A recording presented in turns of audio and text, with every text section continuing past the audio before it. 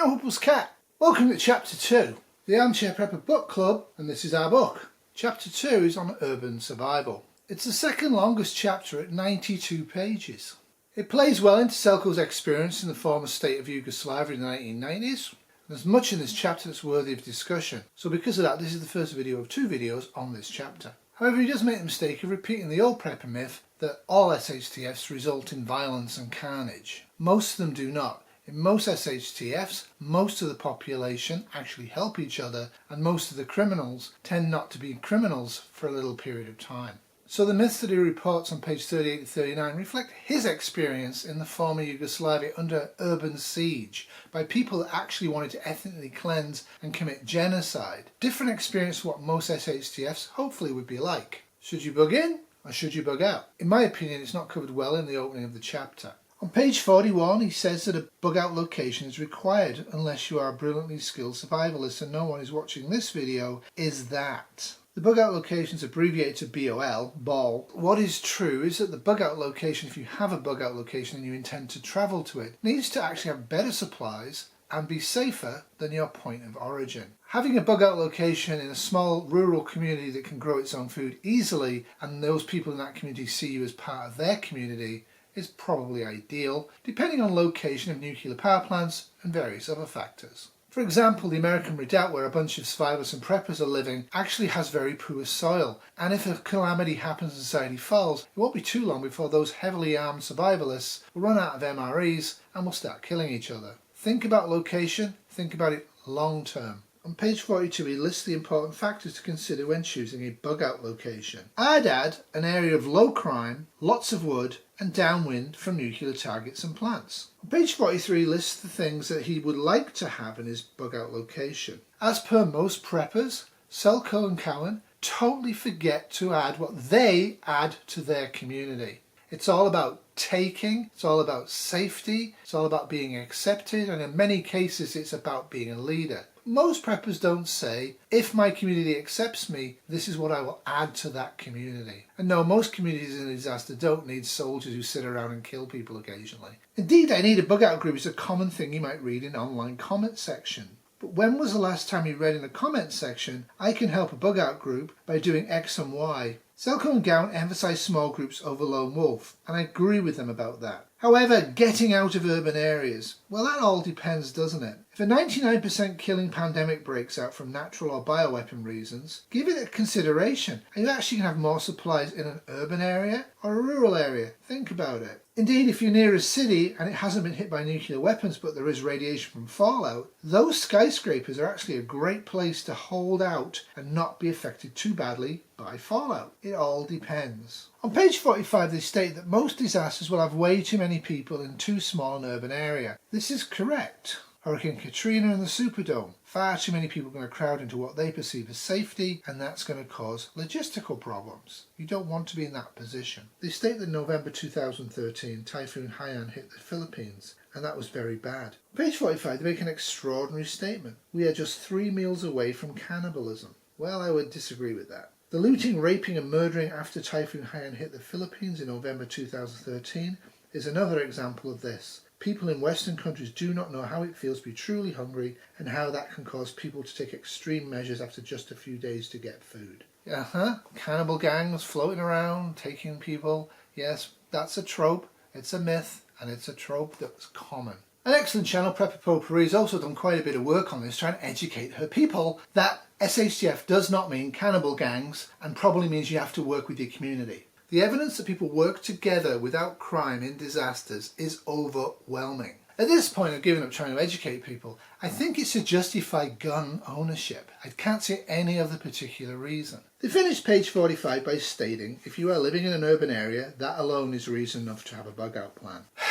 Well, yes it is, but because I live rural doesn't mean I don't have a bug out plan. Forest fires, floods, nuclear accidents, a whole bunch of things can happen in my area that force me at short notice to evacuate my rural retreat, my bug out location, which is my home, and evacuate. Yes, I'm prepared to do so. Do I want to? No, but I'm prepared to do so. You should always have 1 and probably 2 or 3 locations that are stocked and will welcome you to go to in an emergency. This may simply be a car kit and a hotel, but you need to have redundancy and you need to have plans. Page 47, they ask 3 questions, and I think these are very important. Why are you bugging out? When are you bugging out? How are you bugging out? But as I've already implied, where is the critical point? Where can you go that is safer and as stocked as your home? For me, I disagree with the concept of bugging out in daylight. I think depending on the disaster, you bug out immediately. If this is a forest fire, just get out. Doesn't matter if it's 3 in the morning or 3 in the afternoon. As soon as you know, evacuate. But if you have a choice on bugging out, if you have a day or two to get ready and you think, I need to get out of my home, that's a huge question. Really, are you going to be better off running?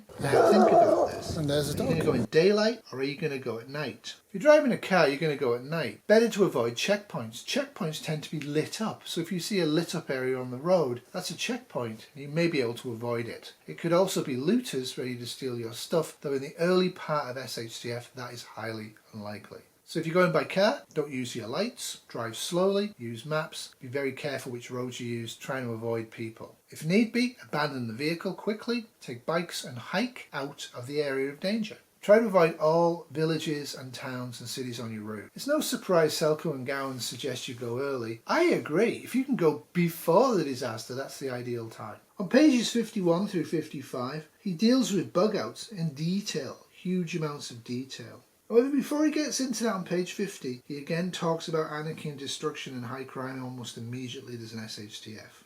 And it's vitally important to realise that Selco and Cowern, like almost all preppers, do not tell you what you should do if the SHTF is global in nature. You're going to leap out the frying pan into the fire pit? Now, the advice on pages 51 to 55 is pretty straightforward. Know the route in detail in advance. I would say routes, plural. Alter the route if you have to. Now, this is an interesting one. Do not stick to the plan. Have a plan, but don't stick to it blindly. I guess that's fairly straightforward. But when do you actually abandon the route? When do you abandon the car? This is going to be really tough decisions, especially if you've got elderly or children with you. He states correctly to use the worst case scenario when doing this. Figure this out using worst case. Worst case would be the car doesn't work. For me, a glass being half full or half empty is irrelevant. For me, the glass is about to break and I better figure out how to save that water. He actually illustrates bugging out as it's imagined by many people. The fast packing of a 4x4 or a 50-mile journey in 45 minutes to a secure and stocked bug out location. But I have to point out a few things. He states his kids and his wife are all out and not at home. In fact, the wife's at the hairdresser's because, you know, misogyny. He states, well, maybe the 4x4 is getting checked out at the garage. The bug out bags are gone because your kids were playing with them and dumped them somewhere you can't find them, and now the kids are at school. So how do you deal with this kind of extraneous problem? Selco and Cowern say bug out all the time is the mentality. So if your kids are at school and your wife's at the hairdresser's, they should know at all times what to do if SHTF happens. Now here I really have to disagree with him. He's assuming that the kids and the wife find out what happens. Schools might not react depending on the SHTF. Schools may not inform the pupils depending on the SHTF. All methods of normal communications might be down. Now everyone should have an EDC at all times, and I agree with this. I don't really like their suggestions for what goes in an EDC, and they probably wouldn't like what goes in mine. Make it your own, make it personal. Now car kits are good. I claim car kits are absolutely essential. But schools can be a little bit funny about children carrying EDC items, especially weaponry and fire starting stuff. So dealing with the problems raised in this section is too short. Do you go and collect the children? Or are they going to bunk out of school and walk home? Cell phones would help, of course, if they're functional, but if no one's cell phone is working, that's an SHTF react sign. Your kids, your wife and yourself should take that as reason to get home straight away. You can, of course, get a hire car automatically every time your car's not functional, or have 2 cars that you could use. The chance of both cars failing at the same time is remote. If they do and everybody else's car's failed around you, you're probably looking at EMP, and again, that's a sign everybody needs to come home and you need to get out and figure out what's going on. You should always have functional bicycles with panniers for everyone, and you should train on them occasionally, so it's not going to be a huge effort to go 50 miles in a day. In my opinion, you should have everyone wear waterproof trail runners all the time. Fashion ends halfway through a 10-mile hike. Consider an EDC in the wife's work and friends. Bury nearby if unable to store at the workplace. Better yet, have them in a locker or in a car. Consider burying EDC stuff near the schools for the kids. Always have plentiful gasoline to go a long way out of your way to get your bug out location. And make sure you have a really strong car kit. I recommend 2 weeks food and water for everybody in that car amongst other gear. And that should be in a portable fashion. So if necessary, you can stop the car or have the car stopped and yomp out of there carrying everything. Now they do recommend that the bug out location should be close enough to get to if there's no car available or could be used. Well, that's fascinating to me. Now you have to really do a risk assessment. Is this bug out location really safer in the long term than staying at home? Think about it. Going into Crazyland, they suggest hiding an ATV for the last few miles. But this is a huge cost. And it's going to mean more frequent trips to the same place so the trails form and get noticed. You're also relying on the fact it will be there when you need it and functional when you need it. As he's already stated, the drive should not be that long from your home. Why not just live at the bug out location year round, or at least during the warmer weather, and then create a backup bug out location further out?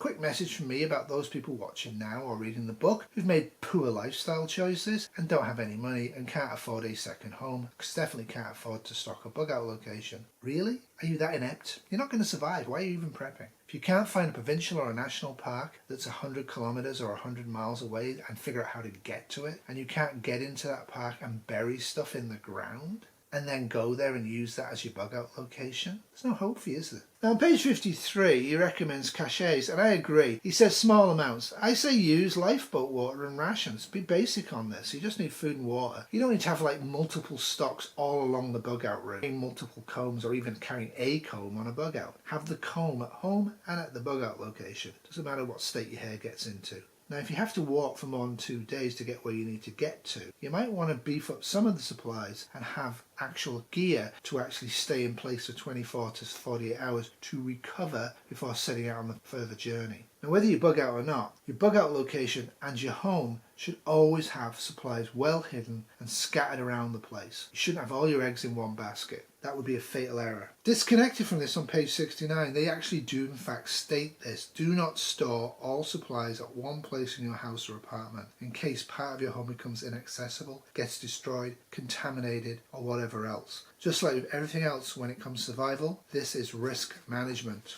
They've put quite a bit of thought into both caching around bug out locations in the home and also on bug out routes, and I think that's really worthy, and it's definitely something people should be thinking about. But they throw one in that I didn't know about. Put family photographs showing each cache. Of course, print them out. What they mean by this is actually take a picture of you like you're on vacation doing a selfie with the family, showing clearly the location of the cache. And then everybody has these photographs. If anybody finds the photographs or takes the photographs, what they see is a bunch of you lot in different places on holiday. But if you're in the know, you know exactly where the stuff is, and you can use the position of the family in the photograph to give more detail about where the actual cache is. Brilliant idea. Now I've got to say that bugging in is Selco's main focus given his experience in the 1990s. He says you have two options. Build a house into a fortress to put off attackers, make sure you have a large group to do this, or smash and destroy, even burn the house to put off scavengers if you have a small group.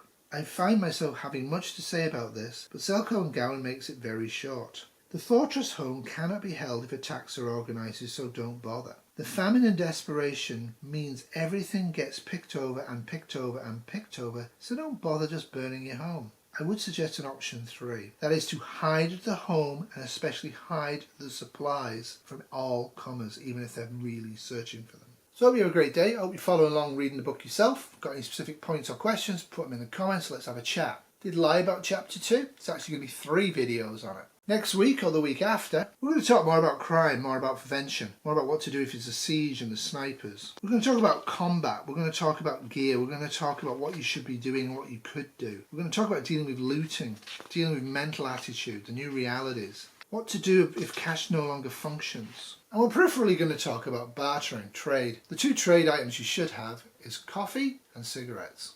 Doodles. This has been a Fat Cat and Wolfie Terrier production 2025.